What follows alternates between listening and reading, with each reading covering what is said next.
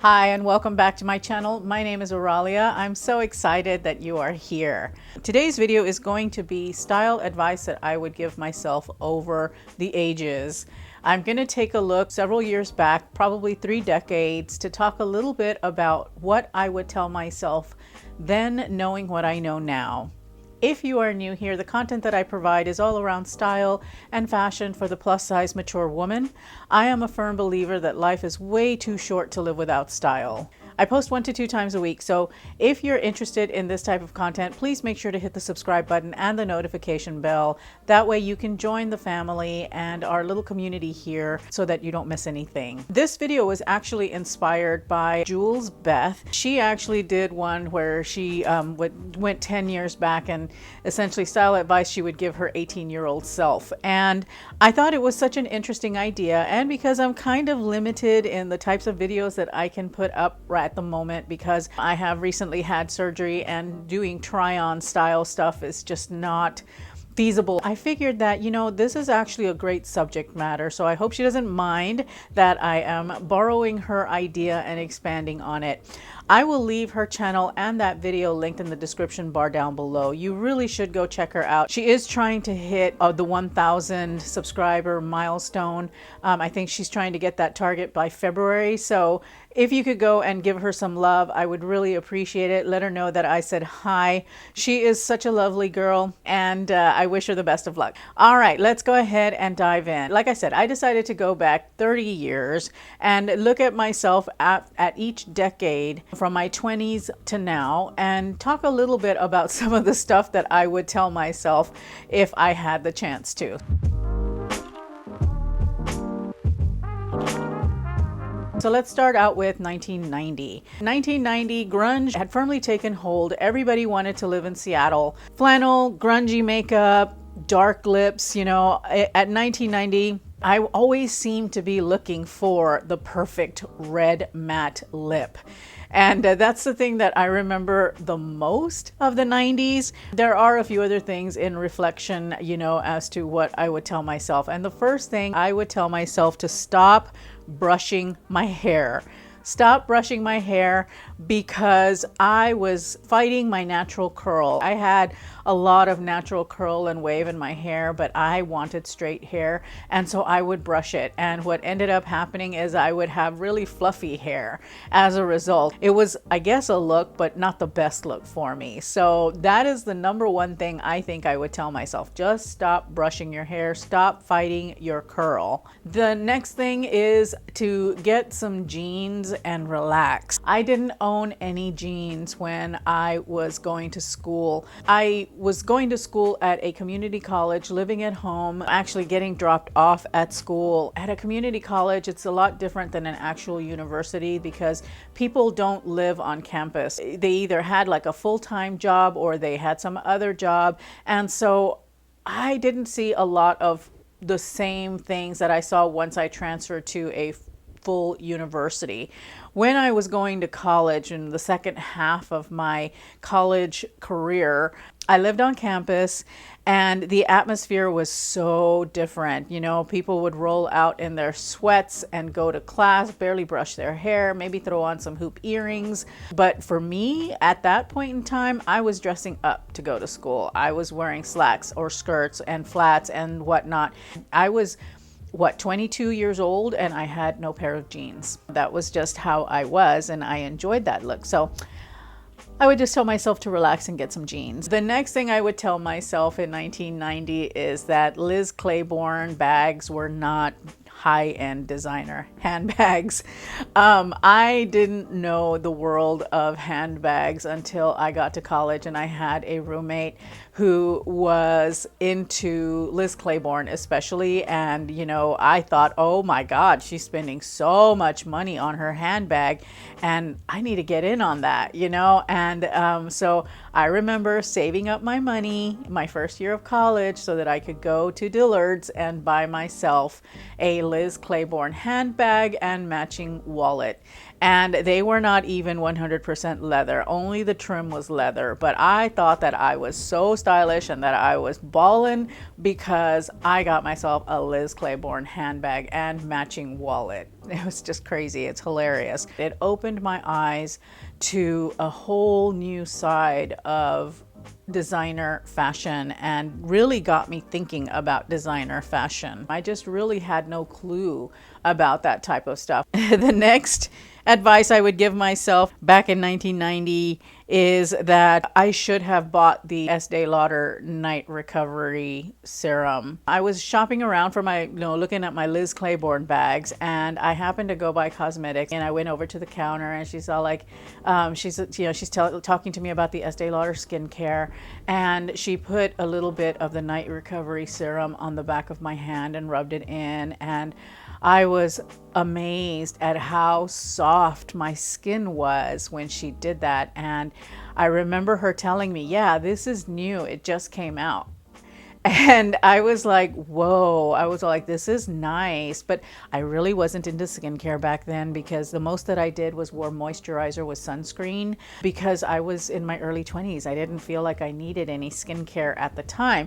And when she told me the price, I was like, oh, okay, well, I'll have to think about that. Now, in retrospect, I should have started using it. When I finally did get some, which was probably about maybe 10 years ago, I'm pretty sure they've tweaked the formula since, but it still has similar results at what I had that one day, and I love using the Night Recovery Serum. I would say that that is definitely a holy grail serum. If you're in your 40s, 30s, 20s, get some of that because it's really, really good. And the earlier that you can start amazing skincare, the better off you'll be.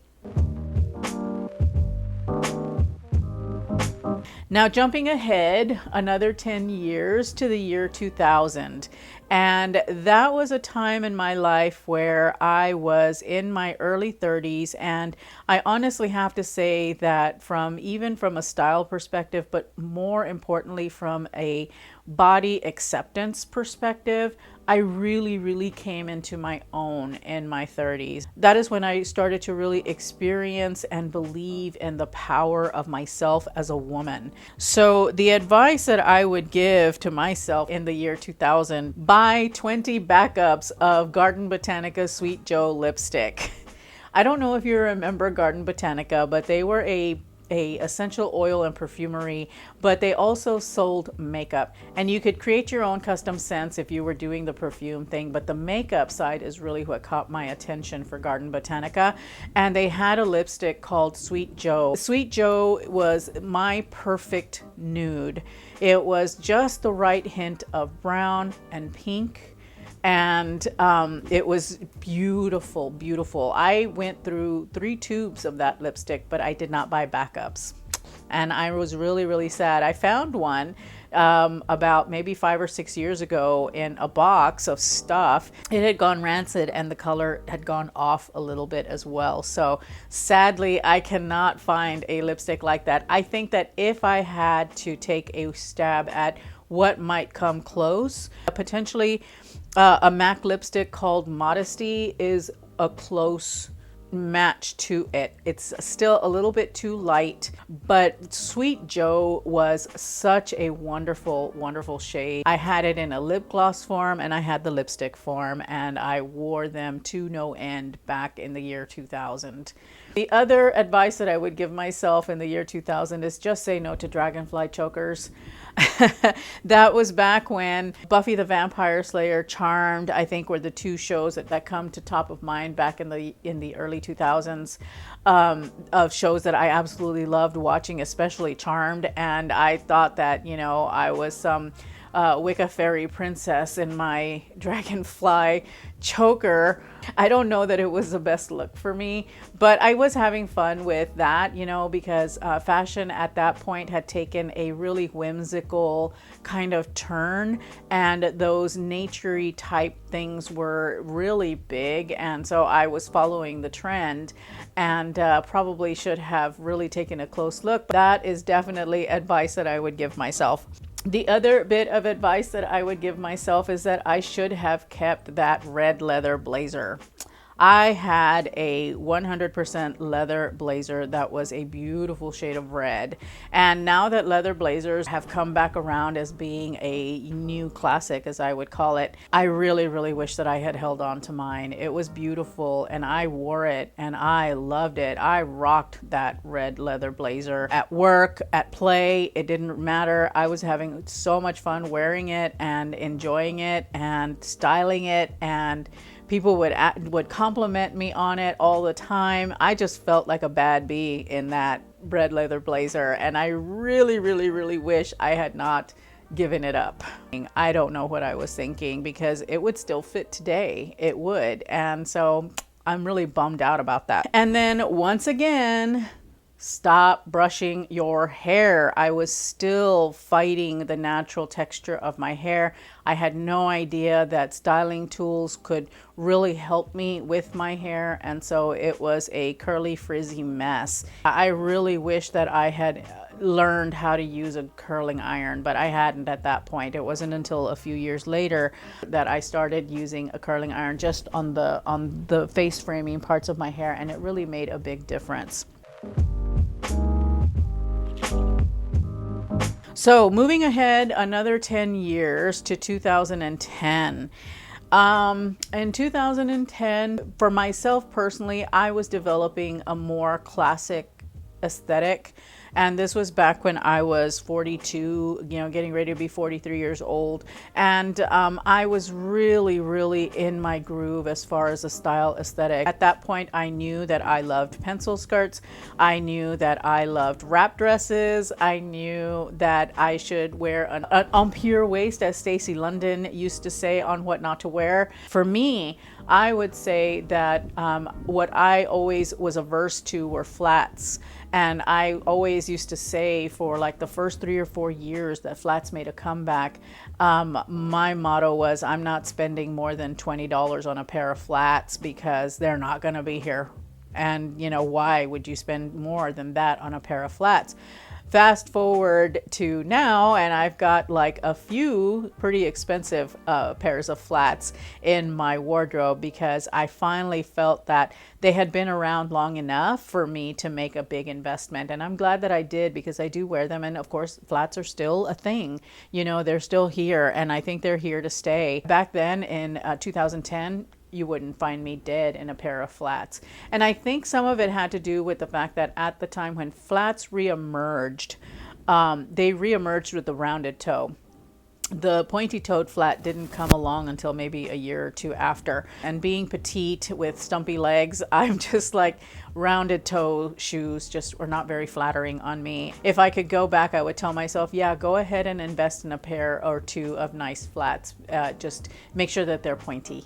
I would go back and tell myself to slow my roll on the eating out and the cocktails and things like that, because I was on a really good path. I was even running, and that was something I never thought that I would do. I was doing interval runs, and not even on a treadmill. I'm talking about like on an actual track or trail. And I was pretty fit and strong back then, but I let it all go because I let work kind of take control of my life. And so that is definitely advice that I would give myself back then, because honestly, I have not been able to get back to that state of mind since then. And I am working on that this year in light of a few health scares that I've had close to me, whether it was me or someone close to me. That's definitely a goal for me for this year, is to make that my priority. But I would definitely go back and tell myself that back then. It's like, you really, really need to get a grip, because things are never going to come back if you don't. I have had times where, I just didn't really care, but then I would wake up and be all like, I really need to start caring. And it's amazing how much power your own personal style and fashion has. I remember a time in my late 20s where I was dressing in really, really baggy clothes because I was very much ashamed of my body, and I was not about dressing nice because I was wearing big baggy knit shirts and jeans and sneakers. And I went from that to wearing fitted button-down shirts and trousers and loafers and blazers and things of that nature. And people really treated me differently, talked differently to me, and I got tons of compliments that I had lost a bunch of weight and I hadn't done anything but bought clothes that fit me. So that was a pivotal moment in my style journey. I learned very quickly the power that your clothing has.